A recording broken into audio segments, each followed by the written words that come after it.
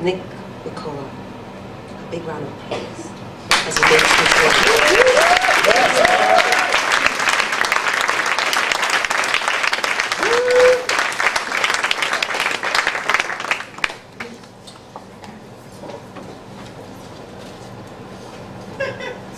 Is it something I said? Oh.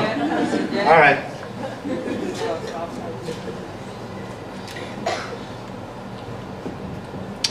This piece is called Kampala Hill. I've been looking into the life of my father because I didn't really know him, even though I lived with him for about 2 or 3 years. And he wrote an autobiography of himself, which he hasn't published yet because he just hates editing the work. And I've been reading it, and from it, I've been like gleaning my life before. Does that make sense? So this piece, if I can remember it, because it's kind of brand new, I was showing it to Malika yesterday, and she was like critiquing it, like, because that's how we are. We'd be sitting in cars and fritting. So this piece is called Kampala Hill.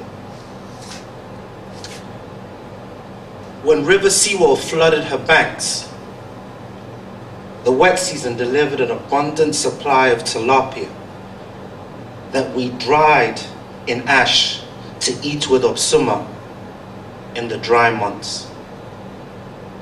The Namude clan built villages for you of the Budaka village. They faced east, molded from acacia wood. Oh, sorry, let me start again. Headbanger.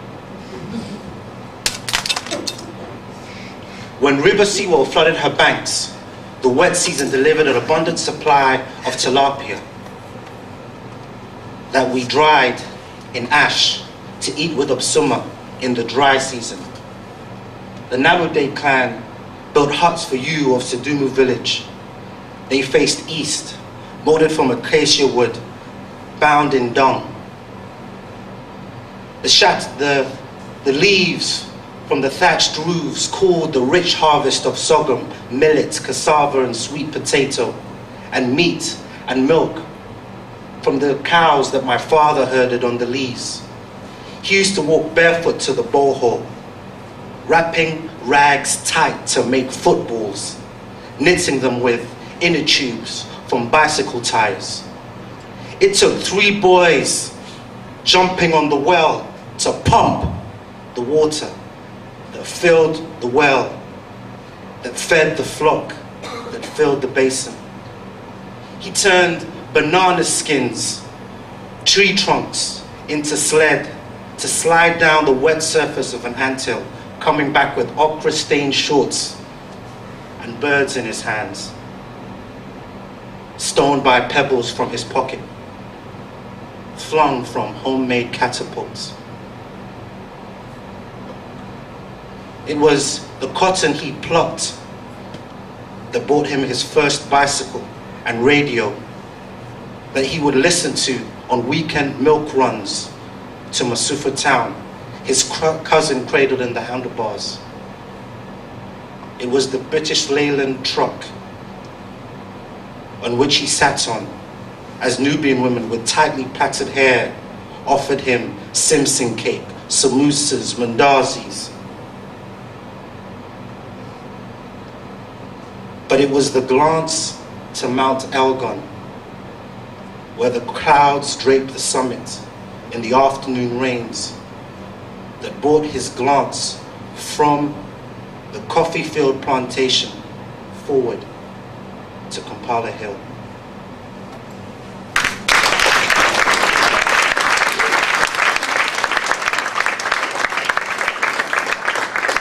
Oh, you're back? You like it now, huh? Okay, good.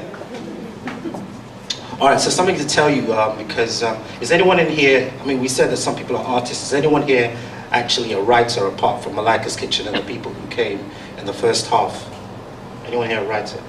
All right, so feel free to be inspired, because this is how we got inspired. I mean, we used to meet just like this, and people that we want to thank, they're being real quiet, like they're not saying anything. And people like Russell, there's people like Karen, Will, Lisa, and the lady right there who's making it all possible, who will never ever take credit, doesn't matter what you do. It's called Jerry right there. All right.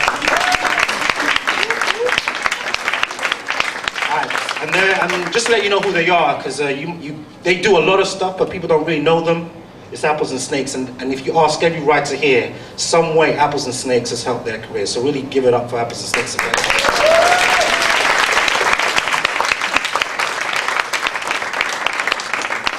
All right, so this piece is called The One, and you should get it by the end. But you know, everyone knows where they were. I mean, well, I wasn't there, I don't know. But everyone knows where they were when JFK died. I wonder where you were when this person did their thing. Where were you when Michael Jackson did the moonwalk? Me? I was in a basement, sitting on a crate of Fanta sodas, my right butt cheek being squeezed by the bottle caps. Earlier that morning, I'd been sitting on a hill in Nairobi, cursing our rugby sevens defeat in the final of a round robin. Now the red Morum dust grass that coated my asthma-prone lungs was now soaked in the grooves of my trainers. As I breathed punctured air, sitting with my friend tucked under the world, his finger caressing the record button, I remember that my eyes were like lead. I saw Michael come on to perform Billie Jean. He turned the Motown cold wax floor into the surface of the moon. But many have come in his name saying, I'm just a girl, claims that I am the one.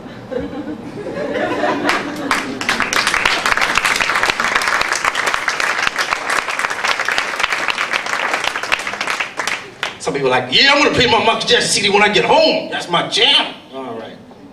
Oh, just me? All right. Ah, okay.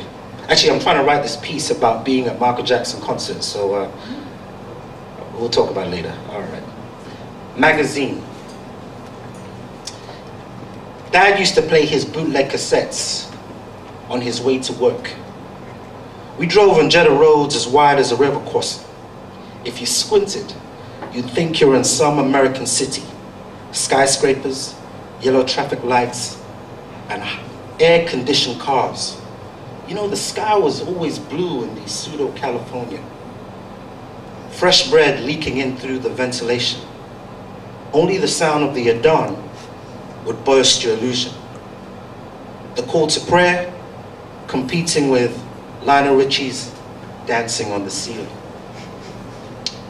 An Arab man has just stopped to pray at the side of the road.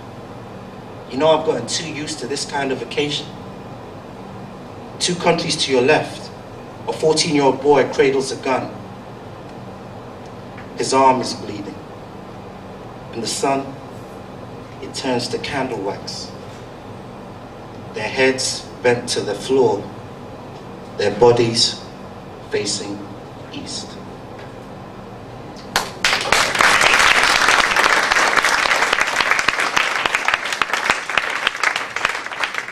So just to let you in, some of you are like, huh?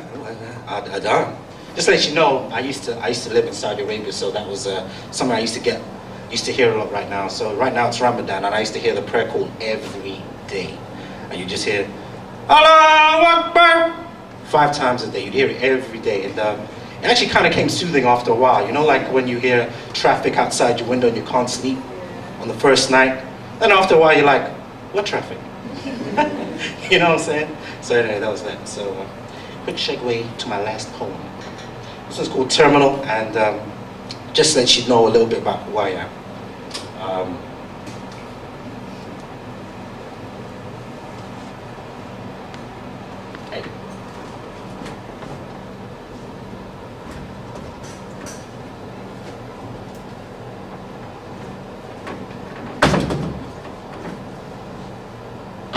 I'm sitting at Terminal 2 Customs in King bin Abdul Aziz International Airport. My Ugandan passport in my left breast pocket, holding onto an unopened mint condition transfer, jet flag, that my mom got for me in East Street Market. This air guardian, my only companion, as I sit and wait for my dad. Through the heat-proof glass, I can see white Muslims waiting for the Hajj. Through the Teflon-coated tent. And Jetfire says to me, doesn't this remind you of Charlton Heston in the Ten Commandments? I can't see Moses.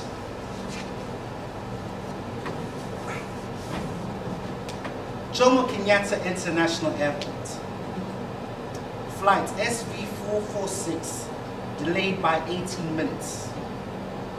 Was stuck in a holding pattern. The flight attendant is collecting the headphones, and the pilot has engaged the landing gear.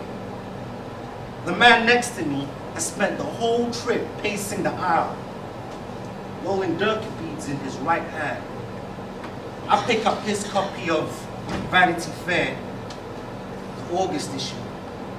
You know the one, with Demi Moore naked and pregnant with her daughter Scout LaRue. Her body covered in permanent black ink. And Debbie looks up at me and says, you should have read that book by Octavio Paz. The man holds his face and calls God's name.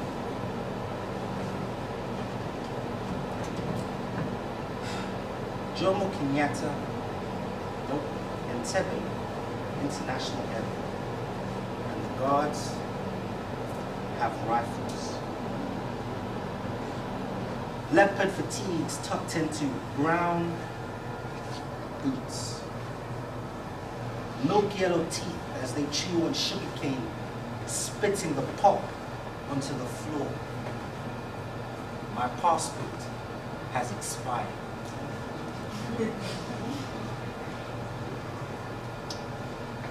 A soldier hangs a radio on his bayonet as he barters with the kiosk attendant for a pack of Balbro and 20.